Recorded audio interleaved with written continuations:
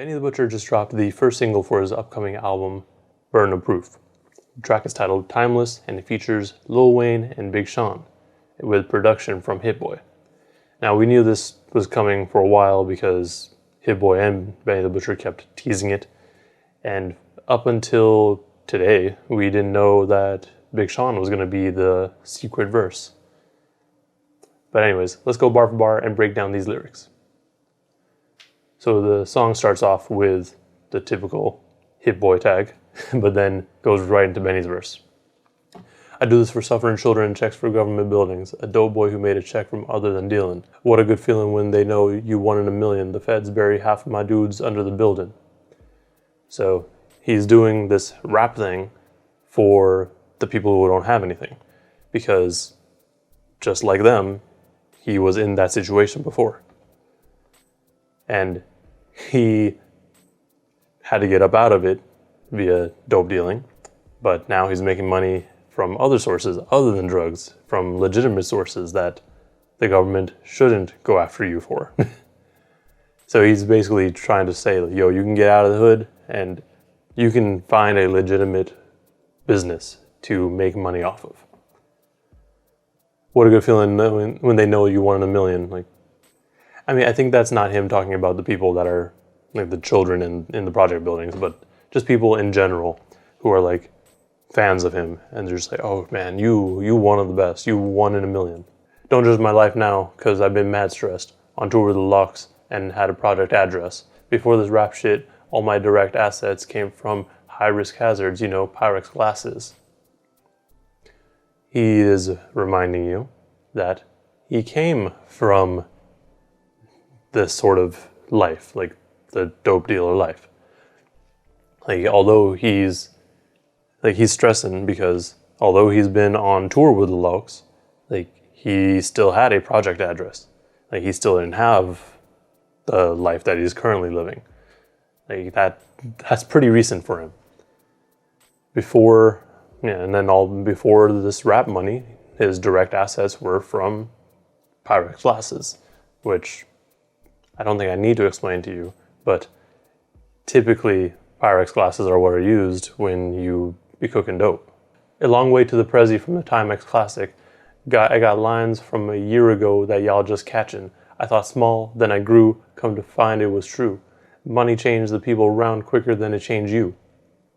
He's come a long way. He's just using the Timex Classic as a kind of like a milestone sort of thing. So this is where he has started from. All he could get was Timex Classics, but now he's got Prezis, which are pretty high-end watches. And then he's referencing how his lyrics are so dense that there are lines and references and metaphors that y'all just catching a year or so later. Money changed the people around quicker than it changed you. That's a big deal because, when you're actually doing stuff and getting money, it's not really in your mind what you're gonna do with it. You just keep grinding. Eventually you'll get to the point where you're like, okay, cool. Now I have this money, what am I gonna do with it? How am I gonna invest? How am I gonna spend it? Etc. But the people around you, meaning the people that are supposed to be part of your crew and part of your team, focus more on the money than you do sometimes because they're like, yo, I was grinding, I was there with you. I was there with you through the struggle. So where's mine? So a lot of times people tend to be more focused on the money rather than the art or whatever it is that you do. They don't necessarily care about you, they care about the money. That's the only reason they're around you. You know what Big said? I'm good long as the kid's fed. How dudes throw dirt on your name then beg. Nah, we don't feel sorry for dudes get bread. Cause for them California kings we slept in a twin bed. So he's referencing what Biggie said. He's good as long as the kids are fed. So Benny, obviously you're in the rap game for money. That's part of it. You're always going to do it for the money as well as the art. But his concern is really just, as long as the kids are fed, I'm good. But he then replies to that and kind of flips it again by saying, yo, how you gonna throw dirt on my name and then beg? This is, again, talking about the people around you. There's always going to be people who doubt you and just don't support you at all, but are still kind of in your circle and kind of talk about you all the time. So they're like, hey, yo, I see you got it now, but where's mine? You know, I was there. I was, even though I didn't say it, I was there for you this whole time. So, stuff like that. Like, obviously, you don't want to really support people that don't support you. Because for them California Kings, we slept in a twin bed. So, yeah, like California Kings are expensive. And to afford that, he slept in twin beds, which are cheap. This then goes into the chorus. What's a king to a god? I'm going to live forever. Feet on the ground, 100 in the ceiling. I'm the last of this breed. You won't last in these streets long if you're only hustle drug dealing. What's a king to a god? I'm going to live forever. I'm going to live forever. This for the hoes that fucking rich dudes. You get a rollie too, because if I'm up, bitch, we gonna shine together. That is just the name of Conway's album, so that was interesting to hear when I heard the chorus. But he's going from a king to a god, and he's gonna be immortal. He's gonna live forever. Not necessarily him personally, but his lyrics, his music, his work. He's last of this breed, meaning the last of this sort of rapper that can both go from a rapper that can go from dope dealing to rapping full time. And he's like, yo, you're not gonna last long in these streets if all you do is drug deal. Like, that's kind of limited, at least in his mind. This then goes into Lil Wayne's verse. I do this for my young, more precious than the moon is to the sun. I got more weapons than I'll ever need. I'll shoot you with each one. Talking cocaine out of Medellin, my hoe straight out of the magazine. You drowning in the fire while I'm snorkeling in the gasoline. So he's carrying on that same theming, like he's doing this for the children, and the children are more precious than the moon is to the sun. The moon shines bright because of the sun, in case you thought the moon created its own glow. And he's got more weapons than he will ever need. So he's always prepared. He's always there to protect the children, or his youth. It's not necessarily his actual children, but I think he's just speaking for the younger generation in general. And the talking cocaine out of Medellin. Medellin's in Colombia, where cocaine is typically exported from. Supposedly, allegedly. I don't know that. You drown in this fire while I'm snorkeling in this gasoline. Wayne is bringing the fire. He's providing the fire, and he is one with the fire because he's snorkeling in the gasoline itself. The gasoline is going to start the fire, but he is so comfortable in that flame, in the fire, with his musical talent and as far as the guns go, I guess, that he has no problem just chilling and snorkeling. Steady diet of heady drugs, rolling kush up, like Pirelli tires on a Chevy truck, but still a Goodyear. They got every eye on each of us. Well, dude, look here. I'll come catch you your ass on career day and end your career. He's talking about either his diet or people around him or people that he's talking to directly. Like, yo, your diet's just full of drugs. And then he's rolling kush up. Them having an eye on every one of us, meaning people from the outside, the haters, the non-believers, stuff like that. But you show up to career day with them, your career gonna end. Now, that's just a flex, really. It's basically saying, like, yo, when I show up to career day for my kids, I'm the most popular one around. I'm the one that every other kid's excited to see. You're just a regular person. It could also just be talking about the rap game and how when he shows up, he's going to end other people's careers. But, you know. I got pistols I just cleaned. I've been trying to get dirty with you. I got dudes on my team that ain't trying to swap jersey with you.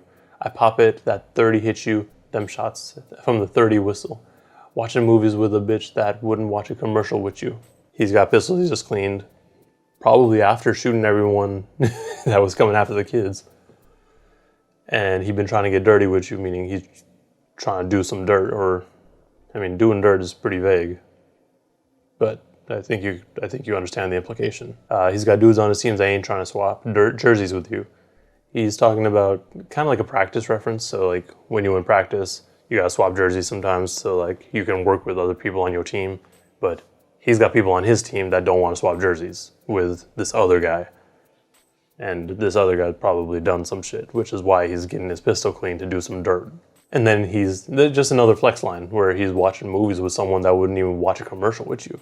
Like, you have someone, like he has someone who wouldn't spend 30 seconds to 3 minutes with you watching a movie with him.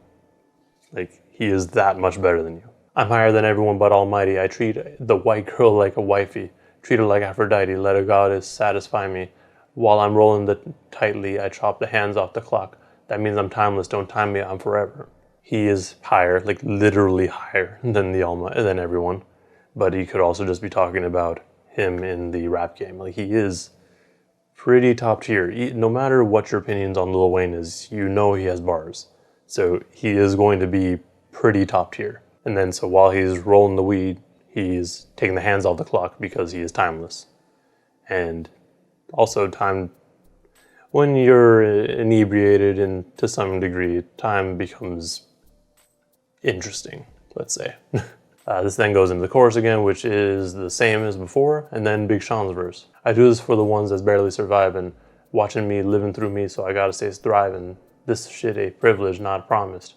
Dead honest, cause I can't let shit live on my conscience. He starts off the verse similarly to Wayne and Benny, where he's talking about why he does this. And these people that are barely surviving are watching him and they're living through him. Like, they essentially treat him as a role model and like something that they want to strive for. So whenever he succeeds, they feel like they succeeded because they rooting for him so hard. And then he's saying that I guess what Big Sean currently has is a privilege. Like, it's not promised, and nothing is ever promised, especially in the rap game, because one day you hot and then the next you not. And he is dead honest, and because he can't he can't let shit live on his conscience, which also kind of talks about the whole Kendrick thing. Like, he didn't want to have that on his conscience, even though it wasn't really a beef, to me at least. To multiply, I give him my undivided. You gotta move fast, think faster. Math bars, multiply and divide. You gotta move fast to move, and you gotta think faster. That's just kind of a good tip in this sort of industry where you can't really let yourself slow down, even though it's probably good to take a little bit of time. I mean, Big Sean took a few years in between his last solo project and this one. So you gotta move fast. Like, you can't let things catch up to you. And you gotta think even faster because you gotta be a few steps ahead. Lately in my life been a lot of losses and less laughter. To paint the picture, I can't look the same in my before and afters. Honestly, I'm probably gonna be booked till I'm on the next chapter. Signed a slave deal, now a dude up, owning my masters. He's talking about a few of the losses and less laughter. There's been a whole lot of stuff happening to him personally.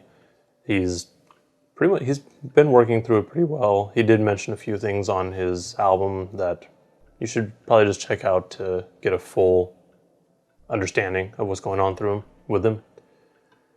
To paint the picture, he can't look the same in his before and afters. So he's gone through a lot in the last 10 years or so. So he has changed a lot. So he wants to make sure that, like, yo, you can't look the same. You can't stay the same.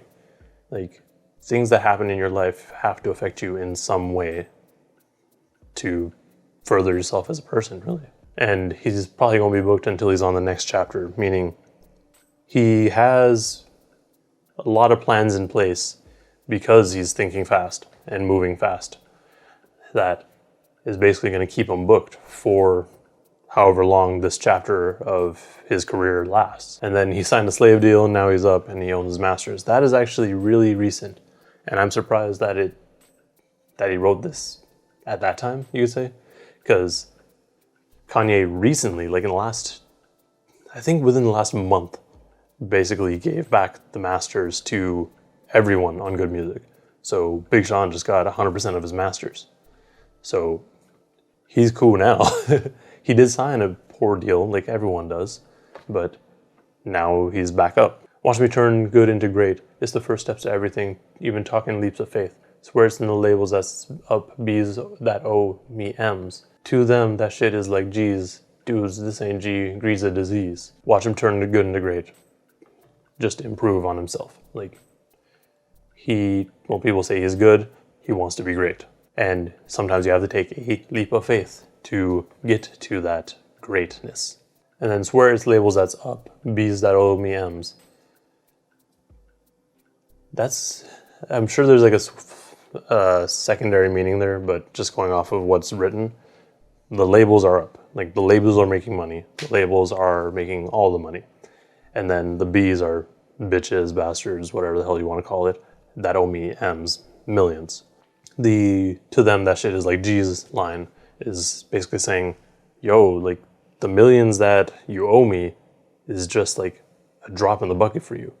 Like that is like just a few grand to you. Like 100,000, like that's it. Versus like the millions that you make it seem like it is.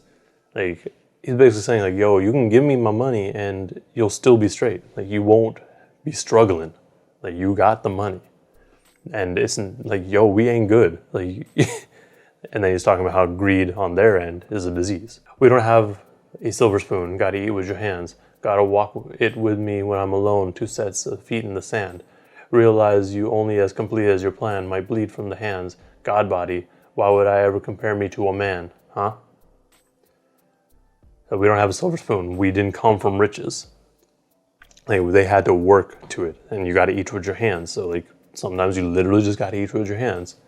But it's also kind of like you gotta make things work. Like you gotta put things together. Like you gotta use your hands to get up there. And then you're only as complete as your plan is.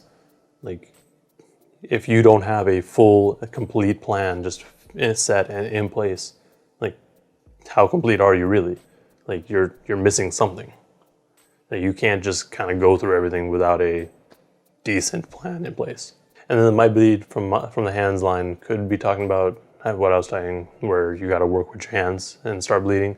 But it could also be a religious reference that I'm just not quite sure of because of the God body line. And then God body, why would I ever compare me to a man? He's like, I am above y'all in the rap game. Like I am better than you. And then that just goes into the last chorus and you get the Griselda tag. And that's it. Like this song is pretty short, or it feels short. I do wish that we actually only had 2 verses on it, or if the song was longer, just because I wanted more Benny, especially considering this was the first single. But I also understand that you want to have your major features on the first single, or some of the major features. So having Lil Wayne and Big Sean on this verse makes sense, or track makes sense. Especially because obviously Lil Wayne is timeless. Like he's been around forever and he has not really had any major missteps. And then Big Sean has basically had a resurgence and is starting to become timeless again as well. And then obviously Benny is striving to be timeless. Obviously him in the rap game he's a little bit newer than both of them, although he has kind of been rapping for a while. It's more that he just recently started getting recognized. So he's becoming timeless, or striving to become timeless and be like a household name. Overall, this track was pretty solid. The only thing I didn't really care for was the beat. It was fine for Lil Wayne and Big Sean, because it actually does remind me of a beat off of Detroit 2.